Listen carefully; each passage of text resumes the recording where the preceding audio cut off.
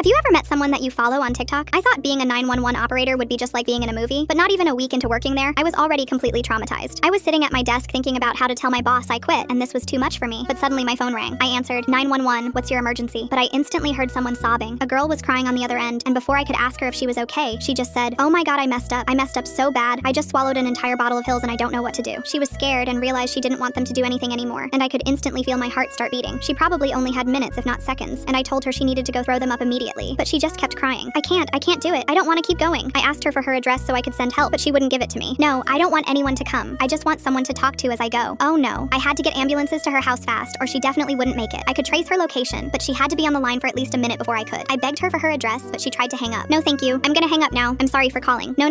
I had to act fast. Wait, I said, probably too loud. Please, just tell me what you're going through. I'm struggling too. Maybe we can help each other. I don't know why I said that, but it was the only thing I could think of to keep her on the line. She kept sobbing, and she started telling me about all the hate she was getting. She told me she just couldn't take all the mean comments people were leaving her, and they even started doing it at school. She told me when she'd walk down the hallways to class, other kids would say mean things to her about her TikTok. Her step-parents didn't support her either, saying she was wasting her time, so she had literally nobody to turn to. That's why she called 911, because she just wanted someone to talk to. I instantly felt horrible for her, but then something got me thinking, TikTok? What do you mean TikTok? And as soon as I asked that, it hit me. I knew I had heard her voice somewhere before, and it all clicked. I couldn't believe it, and asked, is your name Macy? She just kept sobbing, and I told her that I had actually seen her videos before. No, you're lying. You just traced my phone number and found my name. I knew she was on the verge of passing out, and I finally traced her address. I instantly sent ambulances to her location, but I was still panicking because I knew if she didn't throw up soon, those prescription pills could shut down her organs any second. I knew her exact TikTok and knew she barely had any followers, but by some insane coincidence, I was actually one of them. I told her that one of her videos actually changed my life and helped me get out of a toxic relationship. I told her about the exact video, what she said, and that I actually commented on it. I told her I wrote that her video saved me from a dark path and to keep going. And as soon as I said that, I heard her stop crying. She asked if my name was Larissa, and I told her yes. Then she told me she remembered that exact comment. She screenshotted it and had it as her wallpaper. I asked her one more time, please Macy, I know what you've been through, but please try to throw up. She told me she would, and I had my fingers crossed as I heard her get up, then her coughing. But a few seconds later, I heard a loud thud next to the phone. Macy, are you there? I heard nothing back. She must have passed out on the ground, and I was praying she still had time. The paramedics had to hurry, or she'd never wake up. Then I heard something. I heard the door breaking down and the sound of the paramedics rushing inside. They found her and performed first aid, and I couldn't listen. I just stared at the computer screen, thinking I just listened to a girl I follow on TikTok lose her life. But the next morning, my supervisor came up to me. He looked at me and told me they found her on the bathroom floor unconscious. They pumped her full of flumazenol and got her to the hospital, and even though she was in a coma, she was alive. But if she hadn't thrown up when she did, her heart would have completely shut down. When she finally woke up, I got a notification from TikTok and saw she followed me back.